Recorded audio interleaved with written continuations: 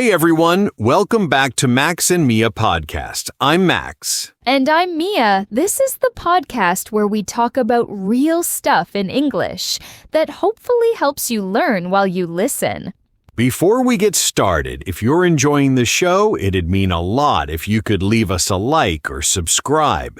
It helps other people find us. Yeah, we really appreciate it. All right, so Mia, what are we talking about today? We're talking about flaws and virtues. You know, the good and bad qualities that people have. Okay. So when we say flaws and virtues, what do we mean exactly? Well, flaws are the things about ourselves that aren't so great. Maybe you're too stubborn, or you interrupt people a lot, or you're chronically late. Right, and virtues are the opposite, the good stuff. Like being patient or generous or a good listener. Exactly. And the interesting part is how these things affect our relationships with other people. Yeah, because nobody's perfect, right? We all have both. That's true. And what about you, listener? Have you ever thought about what your biggest flaw or virtue might be? It's not always easy to admit, right? But it's a good way to understand yourself better. So later on, we'll talk about how your flaws and virtues actually shape your friendships and romantic relationships. All right, let's get into it. So Max, I'm curious. What's a flaw in people that you just can't stand? I'd say dishonesty. Like, if someone lies to me, even about small things, it really bothers me. I lose trust immediately. Yeah, I get that. For me, it's selfishness. When someone only thinks about themselves and never considers how their actions affect others, that's hard to deal with. True. What about virtues? What do you really value in people? I think loyalty is huge. When someone sticks by you through tough times, that means everything. I agree. And I'd add reliability. You know, when someone says they'll do something and they actually follow through. It sounds simple, but not everyone does it. That's a good one. Okay, so maybe we should go through some common flaws and virtues for our listeners, just to build up some vocabulary. Sure, let's start with flaws.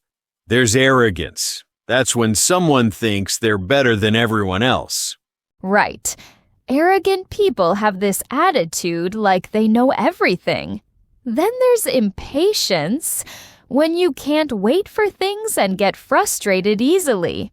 Yeah, impatient people want everything now. What about laziness? That's when someone avoids work or effort. Oh, definitely. And stubbornness, when you refuse to change your mind or listen to other opinions, even when you're wrong. Good one.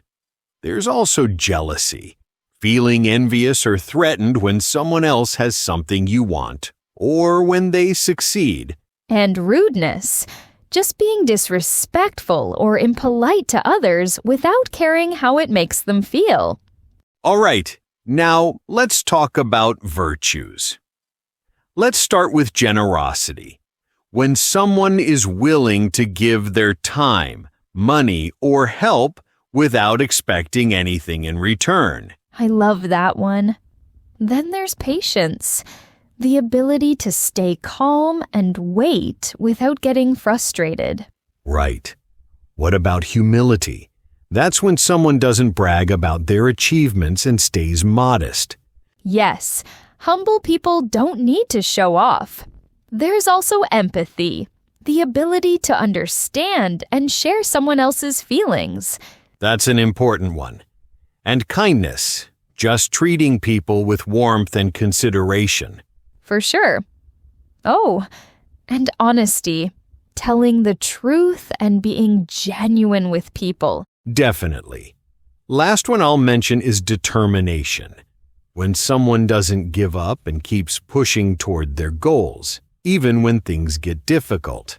These are all pretty important, aren't they? They really are. And the thing is, we all have a mix of these. Exactly. So now, let's listen to a real conversation between two people talking about this topic. Pay attention to how they use some of these words naturally. Hey, Soph, you got a minute? I need to vent about something. Yeah, of course. What's up? It's about my roommate, Tom. I don't know how much longer I can deal with him. Oh, no. What happened now? It's just, he's so inconsiderate. Like last night, I had an exam this morning, right? And he decided to have people over until 2 a.m. Loud music, laughing, the whole thing. Did you tell him you needed to study? I did. That's the worst part. I mentioned it twice during the day, and he just said, yeah, no problem, and then completely ignored it. That's really selfish of him. Has he always been like this? Pretty much. And it's not just the noise thing. He never cleans up after himself, leaves his dishes in the sink for days, borrows my stuff without asking. Sounds like he lacks basic respect for your space. Exactly. And when I try to talk to him about it, he gets defensive, like immediately. He can't handle any criticism. That's tricky. Some people just can't admit when they're wrong. I know, but it's exhausting. I try to be patient, but there's only so much I can take. Have you thought about finding a new place? I have, but the rent here is really good, and we signed a lease until June. I'm kind of stuck. That's rough. What about setting some ground rules, like actually writing them down? We did that when we first moved in, but he doesn't follow them. That's the problem. He says one thing and does another. So he's unreliable, too. Completely. Last week, he promised he'd pay his half of the electricity bill, and I'm still waiting. Wow, okay, that's crossing a line. Money stuff is serious. I know. And the frustrating part is when he wants something from me, suddenly he's all friendly and acts like we're best mates. That's manipulative, honestly. It is, isn't it? I didn't want to say it, but yeah, he's only nice when it benefits him. Look, I get that you're trying to keep the peace, but you can't let him walk all over you. You deserve better than that. You're right. I guess I've been avoiding confrontation because I don't want to make things awkward. I understand, but being too passive isn't helping you. You need to stand up for yourself. Yeah, I know. It's just not in my nature to be aggressive or confrontational. You don't have to be aggressive, just firm. There's a difference. True. Maybe I'll try talking to him one more time, but seriously this time. No jokes, no letting it slide. Good idea. And if he doesn't change, you might need to involve your landlord or start looking for somewhere else. You're probably right. Thanks for listening, by the way. I needed to get that off my chest. Anytime. That's what friends are for. It's funny, actually. You and I are complete opposites in some ways, but we get along great. How do you mean? Well, you're super organized, and I'm a bit chaotic. You're direct with people, and I tend to avoid conflict. Yeah, but that's why it works. You balance me out. Sometimes I can be too blunt, and you remind me to be more considerate. And you push me to be more assertive when I need to be. Exactly. I think the best friendships are like that. You bring out the good in each other. Definitely. And we're both honest with each other, which I appreciate, even when it's hard to hear. Honesty is non-negotiable for me. I can't be friends with someone I don't trust. Same here. Loyalty, too. Like, I know if something goes wrong, you'll be there. Always. And you do the same for me. Without question. I guess that's why Tom frustrates me so much. He has none of those qualities. Yeah, it sounds like you two just aren't compatible as roommates. Not everyone is. True. Some people just bring out the worst in you, and others bring out the best. And you can't force it. Either the connection is there, or it isn't. Wise words, Soph. I try. Now, go deal with your roommate situation before it drives you crazy. I will. Thanks again. Good luck. So, that was an interesting conversation between Jake and Sophie. Yeah, it really shows how someone's flaws can make a living situation impossible. Tom sounds like a nightmare roommate. Absolutely. But what I found interesting was how Jake and Sophie talked about their own friendship, how they balance each other out. Right. That's a perfect example of how flaws and virtues play into relationships. They're different people, but they complement each other. Exactly. And that's actually what we want to talk about next. Friendships and relationships, and why these qualities matter so much. Because at the end of the day, the people we choose to have in our lives, whether it's a best friend or a romantic partner, are shaped by these traits. For sure. So let's dive into that. All right, so let's talk about how flaws and virtues actually affect our relationships with people. I think it starts with compatibility. You know, some people just get along with each other naturally, and others don't. Yeah, when you get along with someone, it means you have a good relationship with them. You enjoy spending time together. You don't fight much. Exactly. And sometimes you meet someone and you hit it off immediately, like instant connection. Oh, I love when that happens. When you hit it off with someone, it feels easy, right? The conversation flows. You laugh at the same things. Definitely. But then there are people you fall out with over time. Maybe you were close before, but something happened and now you're not friends anymore. Yeah, falling out with someone can be really painful, especially if it's a best friend. You know, that one person you trust more than anyone else. True. And I think what causes people to fall out is often a clash of values, or when someone's flaws become too much to handle. Like in that conversation we just heard. Jake and Tom clearly don't get along because Tom's selfishness and dishonesty are deal breakers for Jake. Right. So what do you value most in a friend, Mia? I'd say trust and loyalty. I need to know that my friends have my back, especially during difficult times. Yeah, loyalty is huge. For me, I also value someone who's genuine, not fake or two-faced. Oh, definitely. I can't stand people who act one way to your face and then talk about you behind your back. Same. What about in a romantic partner? Does it change? I think some things are the same, like honesty and loyalty. But you also need other qualities, like you want someone who's supportive of your goals. True.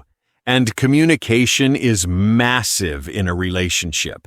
If your partner can't talk about problems, everything just builds up. Absolutely. I've seen relationships fall apart because people don't communicate properly. And sometimes people stay with their ex. That's a former boyfriend or girlfriend. Longer than they should because they're afraid of being alone. Yeah, or they ignore red flags because they're too focused on the good qualities. That's dangerous. You need to see the whole person, flaws included. For sure. What about acquaintances? Those are people you know casually, but aren't really close to.